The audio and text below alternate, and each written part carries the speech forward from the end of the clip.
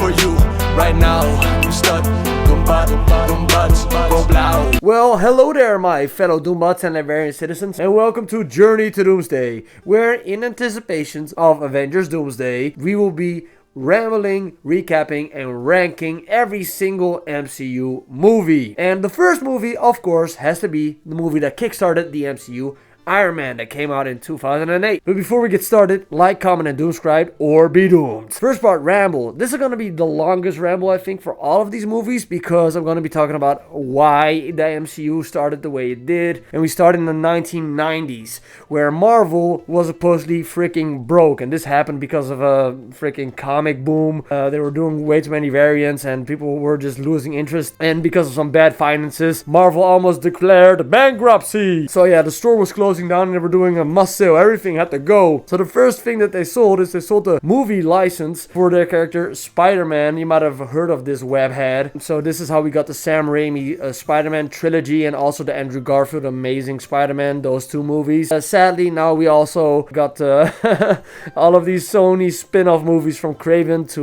Morbius, to whatever you call it. One good thing that came out of it was at least Into the Spider-Verse, because those movies are pretty freaking lit. And also, I had no idea before researching this video, but also Sony has the license. They have the rights to Ghost Rider. So yeah, Sony's responsible for those fake Nicolas Cage abs. Even though, yeah, I would still love to see Nicolas Cage Ghost Rider return in Secret Wars. I think that would be sick. Marvel also sold some character licenses to 20th Century Fox, mainly the Fantastic Four and the X-Men. And they also sold them Daredevil and Elektra. And there was even a point where they tried to do this shared universe thing with the new cast of characters who were gonna be the new X-Men, and also the characters who were playing freaking the Fantastic Four, and last but not least, freaking Deadpool. You could already see Hugh Jackman and Deadpool standing beside each other, which they would in the future work on a freaking awesome movie that is Deadpool Wolverine. And yeah, we all know how that freaking shared universe ended up, because you saw the dead and buried logo of 20th Century Fox in the Deadpool movie when he's fighting Wolverine in the beginning of it. So yeah, that didn't work out all too good for them, because Marvel eventually, of course, reacquired the rights. But also because they bought 20th Century Fox, Marvel now also has rights for Doctor Doom, so that they can even make the movie Avengers Doomsday. And they also got the rights back, sadly, for the Fraudulent Four. And even though that movie was just a big piece of propaganda, we do have to give it credit for having the best MCU post-credit scene of all time, because of freaking Doctor Doom, baby! Also, Marvel sold some rights to Universal, at least for standalone Hulk movies. That's the reason why Hulk can only appear in other people's movies, and not the other way around. Hulk never has a solo movie again, because Universal has the rights for that. That's also why Hulk shows up in the Thor movie, and it can only show up in the Avengers movies, because otherwise, yeah, Marvel's not allowed to make their own Hulk solo movie. That's not allowed. Yeah, here's this gigantic graph where you can see the big mindfuck that is going on. Oh, damn, I didn't even mention Blade, but I think that the MCU and Kevin Feige, they got the rights to Blade back. And Lionsgate also had Punisher. Bro, this is just, if I just look at this is gigantic clusterfuck of movie character rights. You can say anything you want about DC, but at least they got their own licensing, right? But yeah, now we spring forward in 2007, where you get the man, the myth, the legend, Kevin freaking Feige, who got hired to become the president of Marvel Studios. And yeah, he's a longtime comic book lover. He started in the industry as an intern, I think, on the X-Men movies, but he slowly worked his way up. On all of these movies you see here, this is everything he did before the MCU. He worked on those Fantastic Four movies, worked on the Daredevil and Elektra movies as a producer, the Punisher, those X-Men movies, the Ang Lee Hulk, Sam Raimi's Spider-Man 2, even freaking Man-Thing. I didn't even know that Man-Thing was a Marvel character, because I thought it was like Swamp Thing, and that's like a DC thing. But yeah, this dude already had his stripes before coming over to the MCU. Kevin Feige was the person responsible for coming up with the Marvel Cinematic Universe, having a bunch of separate movies that all culminated in one gigantic Avengers crossover with Captain America, Iron Man, the Incredible Hulk, and Thor together, all making, yeah, the first Avengers movie, which of course was a big smash hit. But at the time it was very freaking risky, because to make these movies, to produce these movies with like lesser known characters, because like the Avengers weren't the powerhouse that they are today, Marvel had secured a $525 million loan with a bank, and there was a lot of risk with that, because if Marvel did not succeed in creating this MCU and making it successful, they could have lost their entire library, their entire catalog of characters. So yeah, if this MCU thing did not work out, Marvel would have probably lost the rights to all of their characters to make movies of them. But yeah, we all know the story that Iron Man was a pretty big success, domestically making 318 million, internationally 266 in total, for almost $500 million of revenue. Iron Man did pretty well, and Marvel was basically saved from bankruptcy. At least that's the story as I get it. If I'm wrong about some things here, please comment down below in the comments. So I would love to get into the nitty gritty about this. I would love to talk about this in the comments. Okay, now let's talk about recap, where we're gonna be recapping the entirety of Iron Man.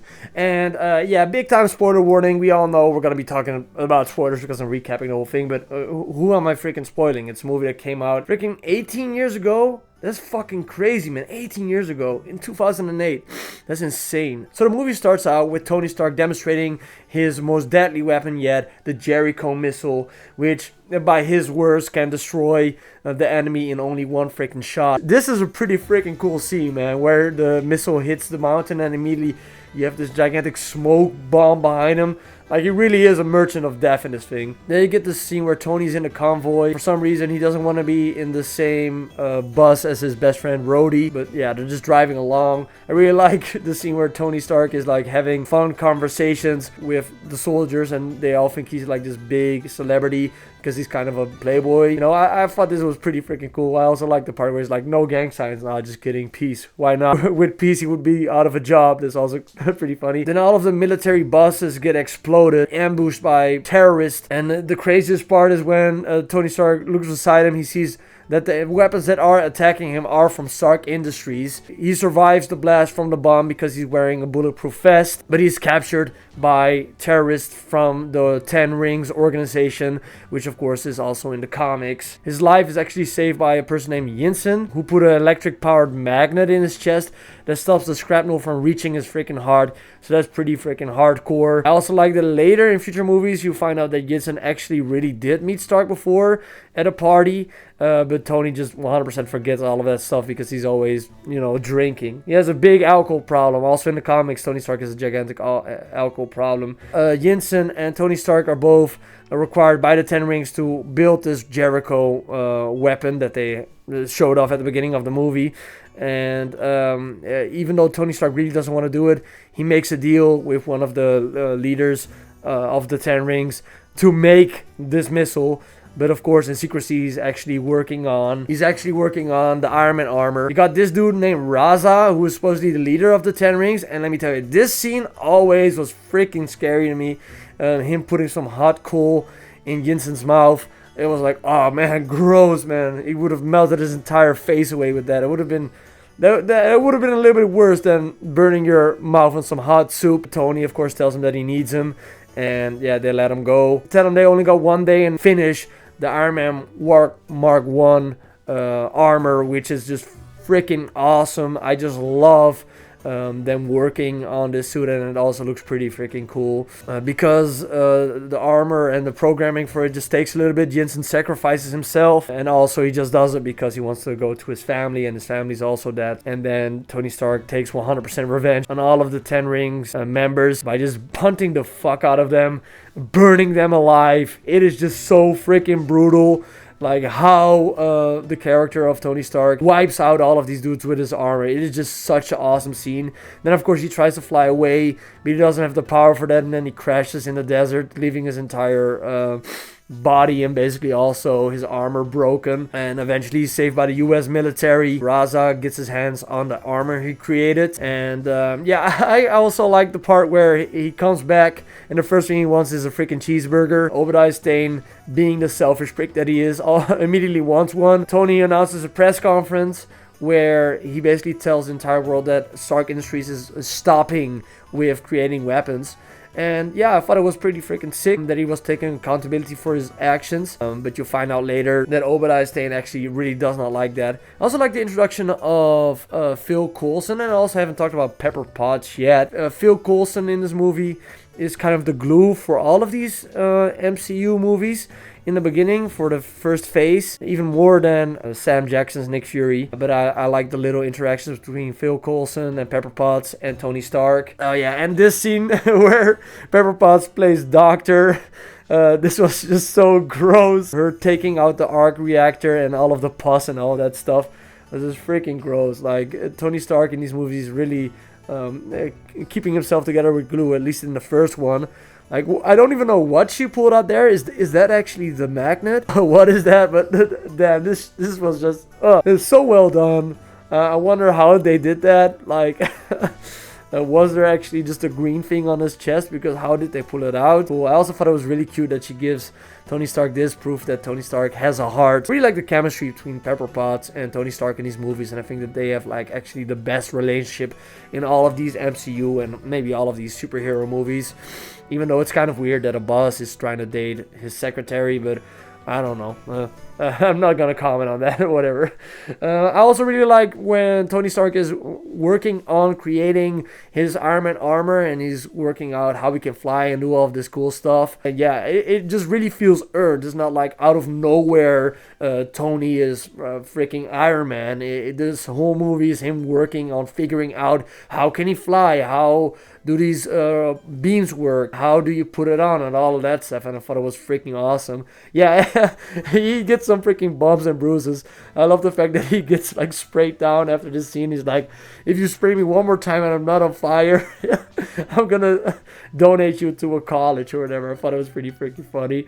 Eventually he gets the Mark II with the big hubris, the big ego that Tony has in this film. He immediately wants to go for a flight, and that eventually leads to him freezing when he gets up to a too high of an altitude, which we'll also get back to later, because that's how he eventually defeats Obadiah Stane. But I thought that was also pretty cool that there's still trial and error. This entire movie just feels like trial and error. Everything that Tony does, even though he was like a rich kid, it feels like at least he earns becoming Iron Man. He really earns it. Gotta love the Stan Lee cameo as Hugh Hefner, just surrounded by all of these lovely ladies.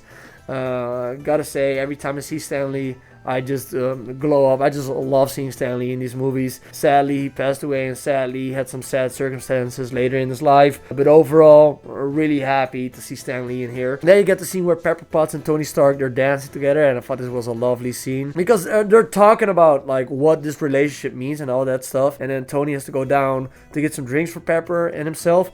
And then he meets this reporter, which he also slept with her in the flashback. Sorry, I didn't really mention the flashback. Go watch the movie, okay? I'm just talking about stuff that stands out to me. And she shows him pictures that Stark Industries is still selling weapons to like organizations like the Ten Rings. And then you find out that Obadiah Stane is actually the person that is pushing out Tony Stark. And when he's going to this party, this benefit in his name, while he's out, his suit, the Mark II, or now it's the Mark III, is getting sprayed down, and it's gonna get sprayed in the colors of his hot rod. I thought that was pretty freaking sick. And yeah, this suit up scene is so freaking awesome, man, with the music and all of that stuff. And because he's seeing that the Ten Rings are like destroying Yinsen's home, destroying a local village, and they're doing some terrorist shit. And then he's like, yo, let's do it. Let's go full Iron Man. It looks so awesome. I'm not really a big fan of the nanotech stuff. I love the real armor. Like, this looks so freaking badass. This scene was dope. Iron Man just pulls up, immediately murks all of them. I love how he rips this dude through a freaking wall. Also the part with the tank, just 100% aura farming. Gets shot, sees a tank, dodges a bullet, and then immediately hits it with a tiny missile, and the thing freaking explodes. It's just so freaking sick. And also, this leads into the part where Iron Man is getting chased by two jet fighters from the US military. And it was also an awesome scene, just Tony trying not to get killed, and also mid-flight calling Rhodey and being like, "Yo, please, it's me, don't shoot me out of the sky." I also loved the desperation in there, and this part where he's on the belly of one of these fighter jets. It's also really freaking funny. Then we cut back to Raza. He's really pissed off that Tony left him scarred, and you find out that Obadiah Stane was actually the person that hired the 10 rings to capture Tony Stark. Don't know why exactly. I think it's because he wants to just take over the throne of Stark Industries, and he thinks that Tony's like a dumbass who's just there to profit off the hard work that he and his father have done. This part where Obadiah Stane uses this weird sound device to put you to sleep, at least it like freezes you, it shuts down your nervous system. Pretty freaking gnarly, and this is the first time you see Obadiah Stane going full bad guy, murdering all of these freaking 10 rings guys easily. He gets a little bit scary, he gets dark, takes the Mark 1 armor. Pepper Potts goes on the computer to hack into the files of Stark, and I don't know if this is Tony Stark's computer or if it's Obadiah Stane's computer, but for some reason on this computer there are files that show that Obadiah Stane tried to kill Tony Stark while using the 10 rings. Like, it even has, like, the video that the 10 rings make of Tony is a video where they are like, "Hey, Obadiah Stane, you did tell us that you want us to kill Tony Stark." You know, that's kind of weird that that's on that laptop, so maybe that's a plot hole, but overall, like, the tension in the scene was pretty sick. Also, this part where he says to Pepper Potts, "You are a very rare woman, man." Like, that was... It was intense. He feels like an old creep in this scene. Pepper Potts eventually gets away because, like, Phil Coulson is waiting for her in the lobby. I don't know what does SHIELD stand for. Let me know in the comments down below. Oh yeah, and of course we get this meme. Tony Stark was able to build this in a cave with a box of scraps. And now you know it's Peter Billingsley from A Christmas Story and also from Elf. Obadiah Stane takes Stark's arc reactor. Brutal. Felt like some Shakespearean shit, like The Lion King. Like Scar betraying Mufasa. This was such a gnarly scene. I love how dark Jeff Bridges gets in his movie as Obadiah. Yeah, he feels like psychotic. The one complaint I do see a lot of people giving is that when Obadiah Stane gets in the suit and becomes like Killmonger, the gigantic Iron Man killer robot, out of nowhere he becomes crazy bloodthirsty. Just he almost blows up Pepper Potts out of nowhere. It is just kind of insane. He throws like a car at Tony Stark with like women and children in it.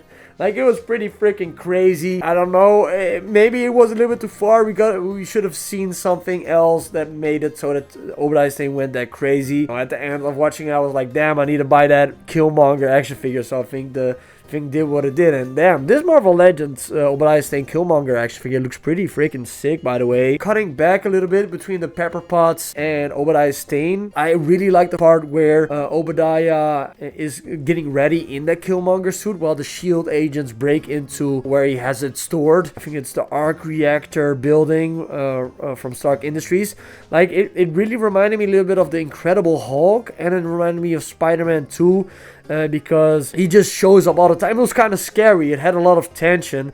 And it's almost like a big monster. Like, I did like how, even though it's two dudes in an Iron Man costume fighting each other, in Iron Man armor fighting each other, there was a really big distinction. Because Ironmonger was more like a war machine type of Hulk Kish gigantic monster, and Iron Man was more like a suit of armor, and this was just a gigantic kill thing. So I think that they did that really well. Yeah, and of course eventually Tony Stark is able to defeat Obadiah Stane. Pepper Potts is actually the one who pressed the button that overloads the arc reactor that fries Obadiah alive, and then he falls into the arc reactor, and then you get a gigantic blue beam in the sky, which was the thing to do in this era. We're gonna have a lot of movies that we're gonna be talking about in the MCU that will be ending with a big blue laser shooting into the sky. And then we get the infamous press conference where Tony Stark first wants to say it's a training exercise, but then he says, "I am Iron Man." And then you get the credits, and BAM! Whoa!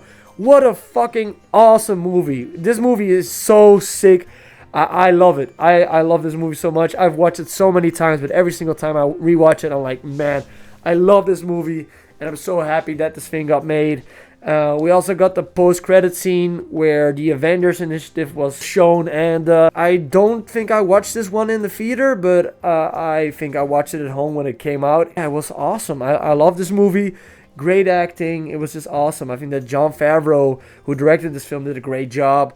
Jon Favreau, before this, was known for directing Zathura and also Elf. And Elf has to be like one of my favorite Christmas movies of all time. But if you want to see a good movie with Jon Favreau, watch Chef. Chef is just, oh, mwah, it's so freaking good. I love Chef. Like, every single time I get the chance to, I will be recommending that you go watch Chef. It has like a banger soundtrack, and it also stars Robert Downey Jr. and Scarlett Johansson. Like, this movie is sick, man. Rhodey, played by Terrence Howard, was of course replaced by Don Cheadle later on, and that was probably because Terrence Howard had a salary of $4.5 million, while Tony Stark, Robert Downey Jr. only had a $500K. So Terrence Howard made like 9 times as much as Robert Downey Jr. in this movie, so it makes sense that they had to recast, because, you know, they cannot keep on giving him that money. Well, you gotta give it to your big star. And let me tell you, I think that Robert Downey Jr. really deserved the money. Actually, Terrence Howard was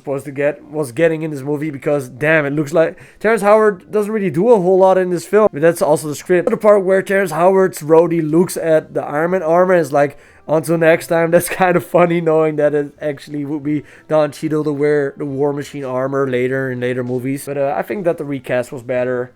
I think that Robert Downey Jr. in this movie, he did a great freaking job of embodying this character, really giving Tony Stark an entire character arc. Also the physicality of when he's like learning how to fly and stuff. I think he did a great job on that as well. Also the little face expressions, all this stuff.